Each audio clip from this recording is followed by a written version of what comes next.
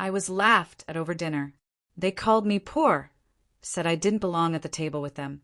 Then the waiter came over, and what he said made the whole room freeze. "Welcome back, owner." Yeah, that's when everything flipped. But before I tell you what happened next, make sure to like this story and drop a comment if you've ever been underestimated. Don't subscribe to the YouTube channel. Just come back for more crazy revenge stories like this one. My name is Naomi. I'm 32 years old, and for most of my life, people looked down on me like I was nothing. But what they didn't know was I was always watching, always planning, and waiting for the perfect time to strike. Let me take you back to where it all began. When I was 13, my dad walked out on us. Just like that. No goodbye, no note. He left my mom, my little brother Aiden, and me in a small 2-bedroom apartment in Oakshade Ridge. Rent was high and we had nothing. No savings. No help. We barely ate some weeks. I remember watching my mom break down behind the bathroom door, trying to muffle her crying.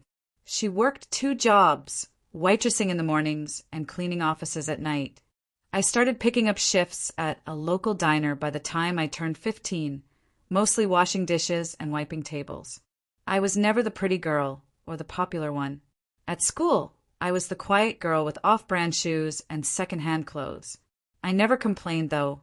I knew what it meant to survive. But the world doesn't care about how hard you work. Not really. When I graduated high school, I didn't have a party. I didn't even walk the stage. I was working a double shift that day. My friends, or the people I thought were friends, posted photos of their celebrations, and not one of them remembered to ask where I was. Still, I had one goal: to make something of myself.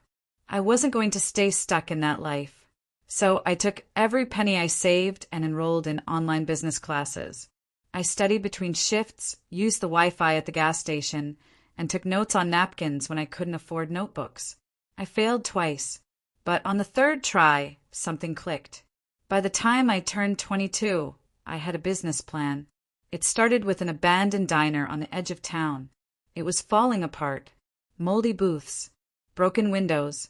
The sign out front had faded letters and birds living in it. Most people would have walked past it and never looked back. But I saw something in it. I took out a small business loan and dumped every dollar I had into renovations. I didn't eat out. I didn't buy new clothes. I showered at the gym to save on bills. My mom thought I was insane. She was worried I'd end up with nothing. But that diner, Naomi's Place, opened 6 months later. At first, it was slow. Some nights we had only 3 tables. But I smiled at every guest. I remembered their orders. I gave free pie to kids. I worked the register, washed dishes, flipped pancakes, and even unclogged the toilets once when the plumber was late. Word spread. The food was good. The service was better. And I never treated anyone like they were less than.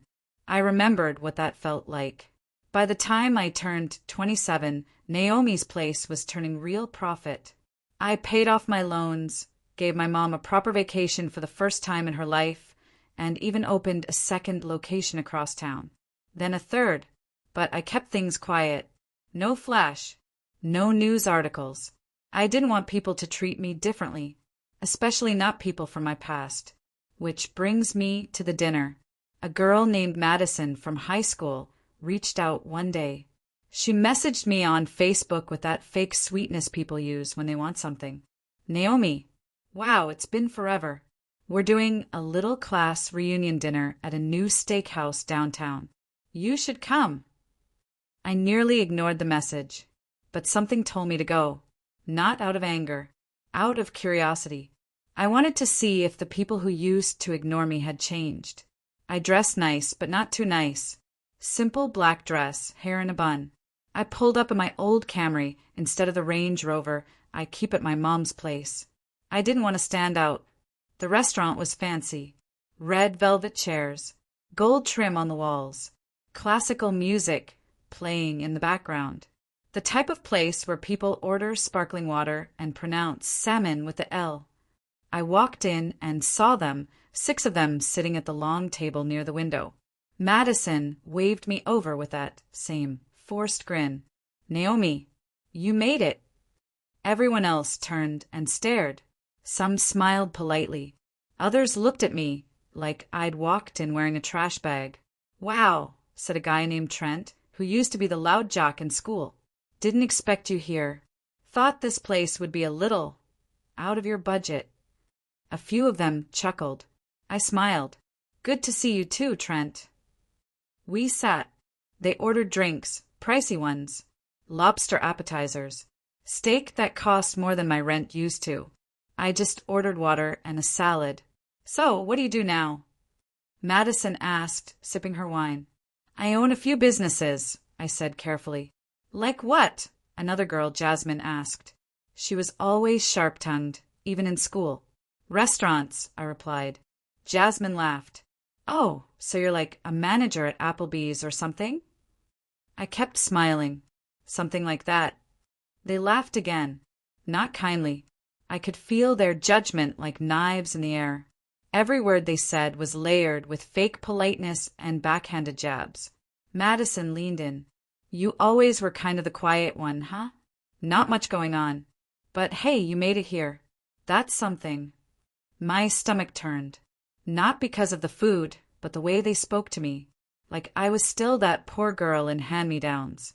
Like I didn't belong at their table. They kept talking about their vacations, their cars, their latest designer bags. I stayed quiet, just listening. I had no reason to argue. And then it happened. A tall waiter in a black button-down shirt approached. He looked familiar, like someone I had interviewed once. He stood behind me, looked straight at me, and smiled wide. Welcome back, owner. Silence. Total silence.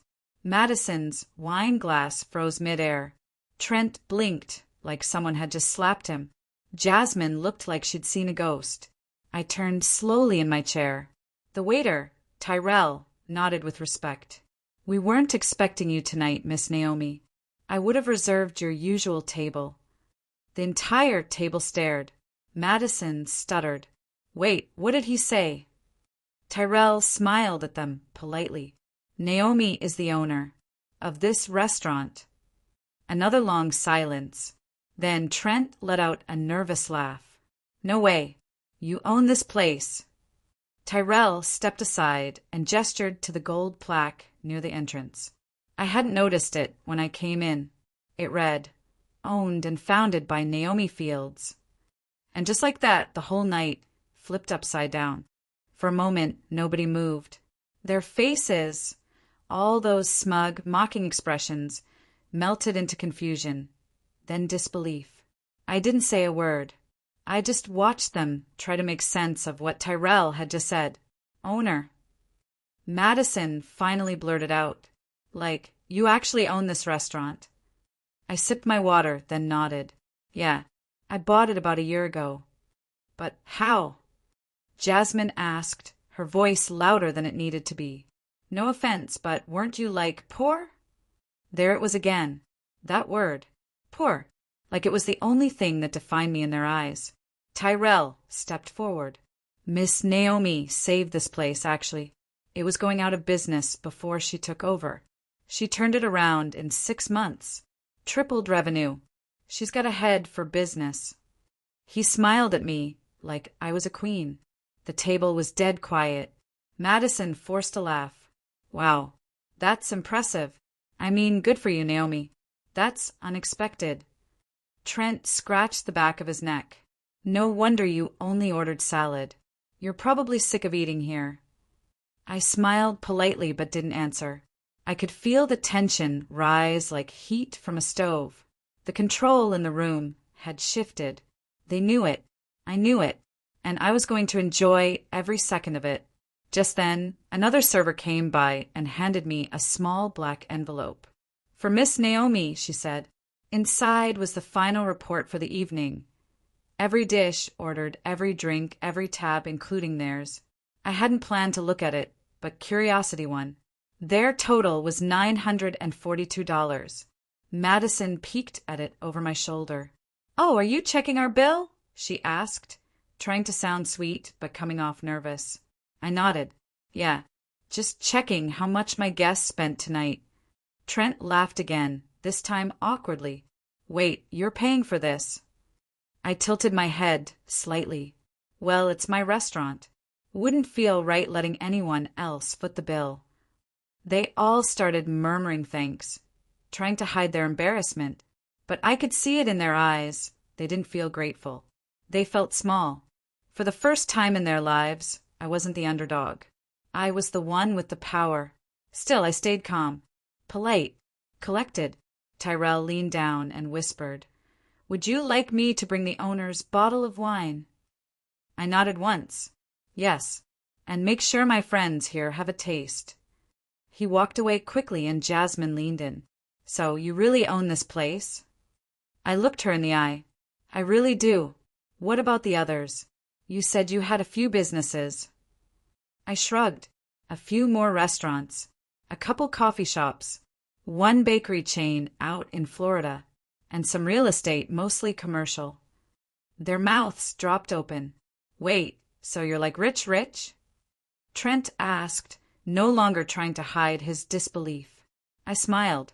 Let's just say I'm comfortable. Then came the low. Madison reached across the table and grabbed my hand, her tone suddenly soft. You know, Naomi, we've always liked you. We just didn't really get to know you in school. The lie tasted bitter. I didn't pull my hand away, but I didn't squeeze hers either. Is that so? I said. Yeah, she nodded. You were just quiet and we were young and dumb. But it's amazing what you've done. Really, we should totally catch up more. She was working hard to spin the night in her favor. Jasmine added, you know, my cousin owns a few boutiques in Atlanta. Maybe there's a way to partner up or something. Like business women supporting each other, right? I kept smiling, but my stomach was turning. Now, they wanted to be friends? Now that they realized I wasn't the loser they remembered? I wasn't buying it. Maybe, I said. We'll see. The wine arrived. Tyrell poured it gently for everyone. The same wine they'd once said was too pricey when I was still that dishwasher back in the day. I lifted my glass and made a toast. To the past, I said. Everyone clinked glasses. And to the people who made me who I am, whether they meant to or not. They all cheered, but I could tell the message landed where it needed to. The rest of dinner was awkward. Nobody laughed as hard. Nobody bragged about their fancy cars or big vacations anymore. They kept glancing at me, trying to measure how much more successful I was than them. I didn't say much. I didn't need to. By the time the plates were cleared, Madison suggested we take a group photo. Something to remember the night by, she said, already pulling out her phone. We stood by the entrance, and Tyrell offered to take it for us. Just as he clicked the photo, Jasmine leaned in close and whispered, So, what's your secret? I looked into the camera and said, being kind to the people who can't give you anything. Click. The flash went off. They all looked confused, but I was done explaining. After dinner, they walked out slowly. Trent tried to get my number, said he was between jobs, and maybe we could talk business. I told him to send a resume to the restaurant's HR department. He didn't like that answer. Madison gave me an awkward hug. We should catch up soon, seriously. Sure, I said. I watched them get into their cars. Mercedes, BMW, leased Teslas. Then I turned and headed to the back office. That's when Tyrell stopped me. Hey, that was wild, he said. Yeah, I replied, letting out a breath I hadn't realized I was holding. It was. I saw the way they talked to you. Backhanded compliments. I've seen it before. Me too, I said. Then he handed me something. A folded piece of paper. It was a letter. An application. What's this? I asked. He grinned. Just someone asking if you'd be interested in buying another spot. Downtown. The old Royce Hotel building. It's going up for sale next month. I blinked. That place. He nodded. Could be your next big move. My mind started racing. I'd always dreamed of owning a full venue, a high-end restaurant, an event space combo. I glanced at the letter again. The price was steep, $850,000, but I could afford it. I'll think about it, I said. Tyrell smiled. You'll make the right move. You always do. I walked out of the office, thinking about everything. How far I'd come. How many times I'd been laughed at. How often I was called poor, weak, invisible. And now, people were coming to me. But I wasn't done yet. I had one more plan, one that would bring everything full circle. And it started with a name I hadn't spoken aloud in years. My father's, the man who left us. And now he was back in town. This time, I wasn't the helpless little girl hiding behind her mother's leg. This time, I was the one holding all the power. And he had no idea what was coming. I didn't sleep that night. I stared at the ceiling, my phone glowing next to me. The text Tyrell sent sat on the screen like it was daring me to open the floodgates. He's back, staying at the Sundale Motel on Crestline. I thought you should know. My heart had skipped a beat when I read it the first time. My father, the man who left when I was 8, left my mom to raise me alone, left with promises of a new job in another state, said he'd send money, said he'd visit. He never did. He just vanished. We were evicted 3 months later. Mom begged, pleaded, wrote letters. She died thinking it was something she did. But I always knew. He never planned to come back. And now, all these years later, he was here again, in my city, staying less than 10 minutes from the restaurant I built from nothing. I stared at my reflection in the bathroom mirror that morning, brushing out my curls slowly. The girl in the mirror didn't look like the one he abandoned. She looked like a woman who could ruin a person with a phone call. I smiled. Good. I decided to pay him a visit. By noon, I was parked across from the Sundale Motel. A beat-up sedan with a cracked bumper sat in front of room 4. The blinds were half closed. Cheap floral curtains hung behind them. I sat for a while, my heart thumping like a warning drum. Then I stepped out. My heels clicked across the lot as I walked up to the door. I raised my hand to knock, then stopped. Was I ready? What was I even going to say? Hey, remember me? I'm the daughter you forgot. Want to come see my empire? It felt small, petty, but something inside me needed to look him in the eye. I knocked. Footsteps shuffled. The door creaked, opened slowly. There he was, older, thinner, gray in his beard, eyes just a little too dull. He squinted at me like I was a ghost. Can I help you? He asked. I paused. He didn't recognize me. That stung more than I expected. You don't know who I am? I asked. He shook his head. I'm sorry, miss.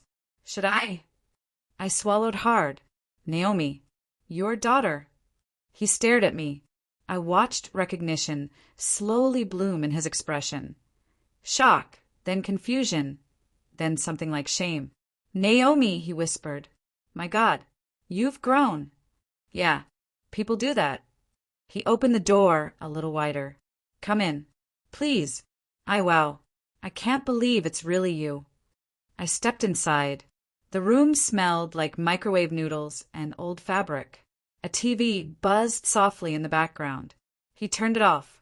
I don't know what to say, he stammered. I looked around.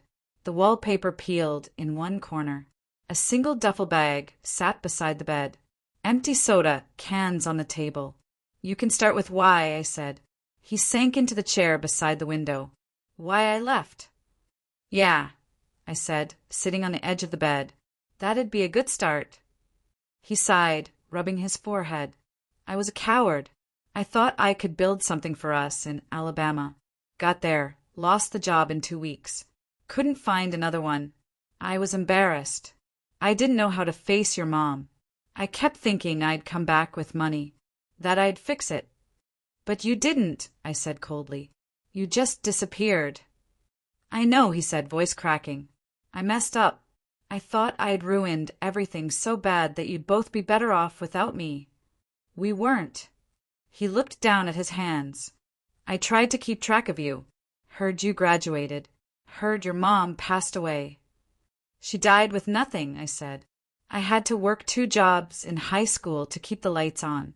I built everything I have with no help. Not from you. Not from anyone. He blinked hard. Everything you have? I nodded. I own 3 restaurants, 5 coffee shops, 2 bakeries, a few rental buildings, and the restaurant you've probably walked past a dozen times on 5th Street? That's mine. His eyes widened. Wait, the gold table. I nodded. I saw that place on the news, he muttered. It's yours. I leaned forward slightly. All mine. His mouth opened and closed, like he wanted to say something but couldn't form the words. That was the moment I thought I'd feel triumphant. I thought watching him shrink in the face of my success would make me feel powerful. But instead, I just felt tired. Why are you here? I asked. Now. He hesitated. To be honest, I came back because I heard your name on the radio. They were doing a business spotlight on you. Said you turned around the gold table in under a year. You came back because I'm successful. No, he said quickly. I mean, yes, but not for the reasons you think. I came back because I thought maybe I could make things right. I stood. You can't. I know I can't undo the past, he said, but maybe I could be part of your future? The silence was heavy. Then came the knock at the motel door. We both turned. Are you expecting someone? I asked. He shook his head. I opened the door. 2 people stood there, a man and a woman in business suits. The man held a brown folder. The woman had a clipboard. Excuse us. We're looking for Mr. Walter Green. My father stood. That's me. I'm afraid we're here on behalf of Crestwood Financial, the man said. You've missed several payments on the small business loan you took out last year. We've been trying to reach you for months. He looked like someone had kicked the air out of him. Wait, what? I asked. The woman pulled a document from the clipboard and handed it to me. He signed off on a $70,000 business loan to open a food truck in Georgia. Never got the permit. Didn't pay the vendor. Defaulted on the loan 4 months ago. We're here to collect. My father looked at me, panicked. Naomi, please. I was trying to start something. Something I could use to earn enough to see you again. I messed it up. I know. He looked back at the collectors. Please, just give me more time. No more time, the man said. Either you pay $30,000 today, or we begin seizure of personal assets.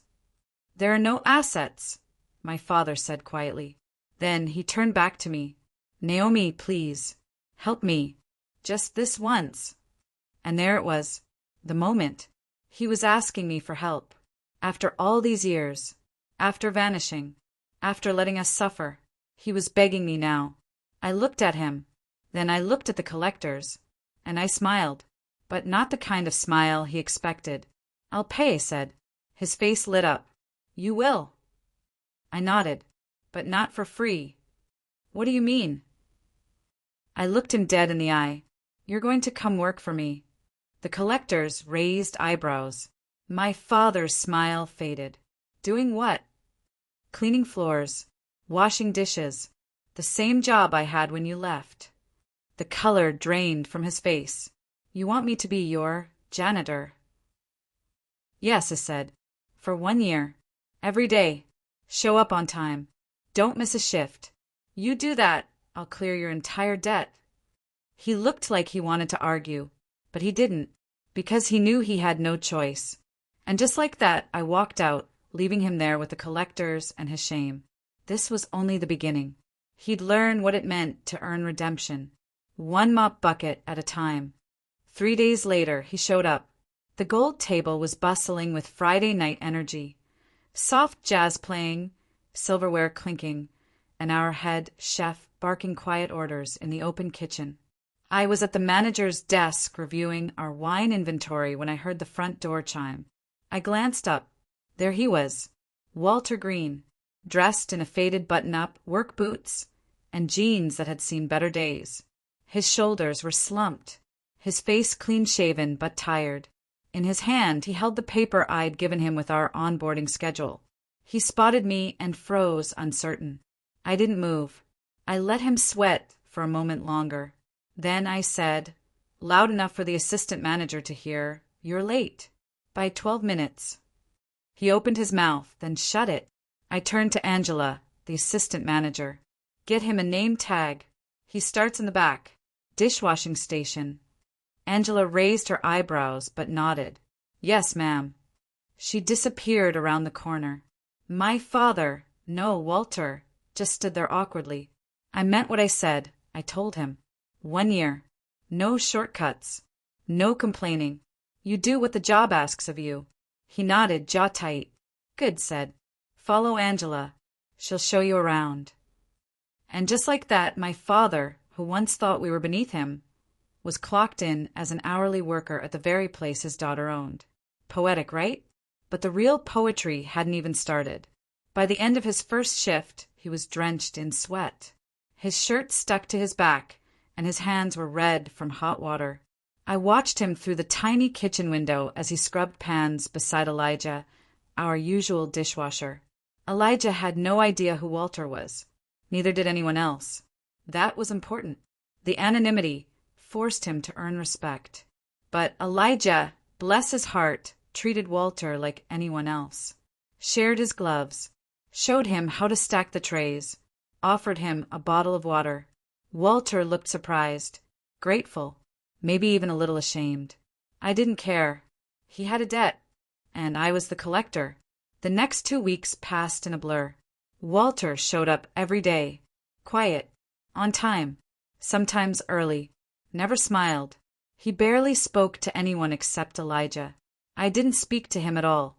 Not until the night everything shifted. It was a Wednesday. Business was late.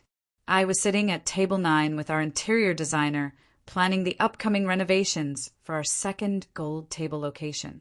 The lights were dim. Candles flickered on each table. Then I heard raised voices coming from the back. I excused myself and made my way to the kitchen. Inside, I found 2 of our prep cooks arguing with Elijah. Walter stood between them, wide-eyed. "Hey!" I barked. Everyone froze. "What's going on here?" Miguel, one of the younger cooks, pointed at Elijah. "He's taking food from the back fridge. I saw him put a sandwich in his bag." Elijah looked panicked. "I know. It was leftovers. From yesterday. We always throw those out." Walter looked from me to Elijah, then to the 2 angry cooks. His mouth opened. Then he stepped forward. "I put it in his bag," he said. Silence. "What?" I asked. I told him to take it. I didn't think it was a big deal. It was going to be thrown out. "It's my fault." Elijah's eyes widened. "No, it wasn't." "I said I did it," Walter said again, louder. The kitchen was still. I stepped forward, looked Walter dead in the eyes. "You know the rule," I said flatly. "No taking food without logging it. You break that rule again, you're gone." Walter nodded, his jaw stiff. "Clean up," I said. "Back to work." I turned and walked out. My heart pounded the entire way back to the front. He'd lied for Elijah. He could have let him take the fall, saved himself the risk. But he didn't. Why? Was this guilt? Or was he actually trying to change? That thought stayed with me longer than I liked. Then came the next extreme moment. 2 nights later, the mayor's wife came in. Mrs. Dolores Hemsworth. Rich, judgmental, entitled. She was known for tipping poorly and treating service staff like her personal footstools. She was seated at our prime table, table 3. Across from her sat 2 other women, both dripping in jewelry and thick perfume. I spotted her right away. Pretending not to notice the attention, she soaked up like a sponge. Then it happened. She stood, turned toward the kitchen, and loudly complained, "Excuse me, this fork has a water spot." I watched as Walter, clearing plates nearby, instinctively stepped forward. "Big mistake." "Ma'am," he said quietly, "I can get you a new one." She turned, stared at him from head to toe. "Who let you near the guests?" she said, loud enough for the room to hear. Walter flinched. You look like you crawled out of a dumpster, she added, voice full of venom. Is this the kind of staff this restaurant hires now? I stood frozen. Then she turned to her friends and laughed. And that's when the real moment happened. Walter didn't say anything rude. He didn't raise his voice. Instead, he reached into his apron pocket, pulled out a perfectly polished fork, and placed it gently on her table. Here you go, ma'am, he said calmly. Freshly polished. I hope it makes your dinner a little less bitter. Her face turned red. The guests at the surrounding tables chuckled. Someone even clapped. Mrs. Hemsworth gasped and turned toward me.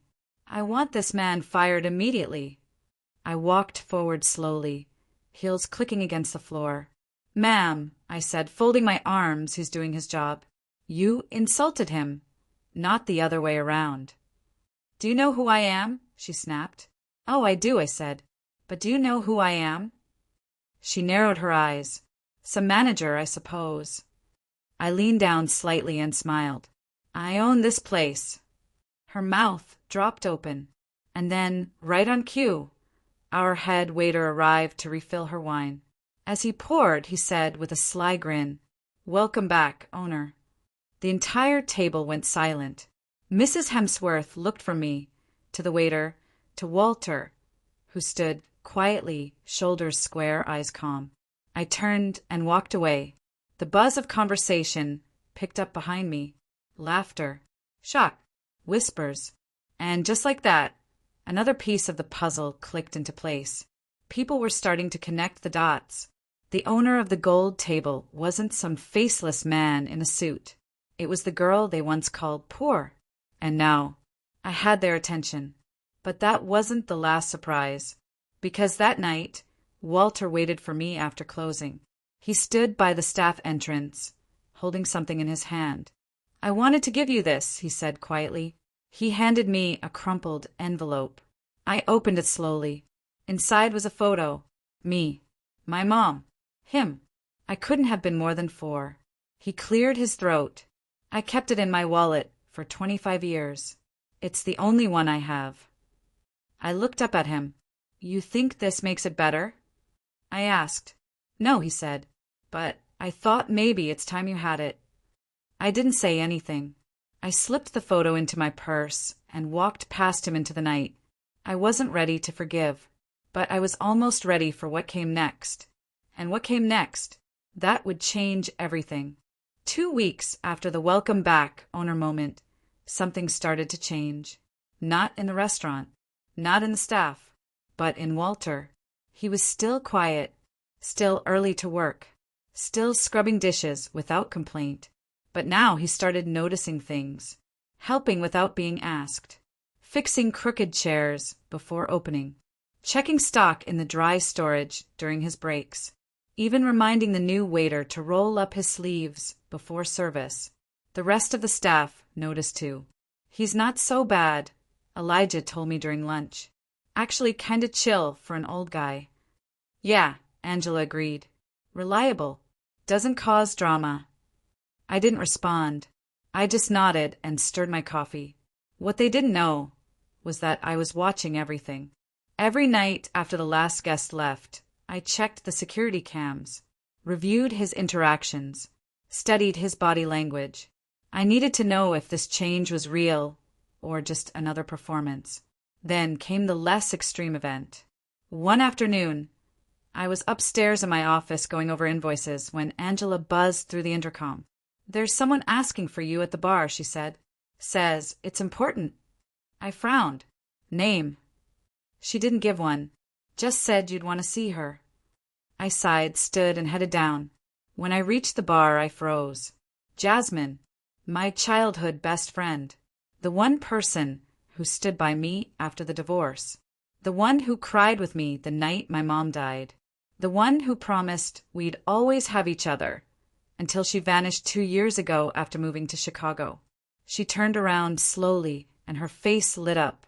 Oh my God, it's really you. We hugged. And just like that, it was like no time had passed. We sat at a quiet corner booth and talked for over an hour. She told me how she had been stuck in a toxic relationship, why she hadn't reached out, and how she'd been following my journey online through random reviews and staff pics of the restaurant. "I had to come see it for myself," she said, eyes shining. "You built all this?" I nodded, suddenly emotional. "Yeah, every piece." She smiled, then looked over my shoulder. "Is that your dad?" I stiffened. She was staring at Walter, who was polishing silverware at a prep table across the room. I didn't say anything. Jasmine reached out and took my hand. "You don't have to explain, but I'm proud of you." I smiled, the first real one in weeks. We said goodbye with plans to meet again next week.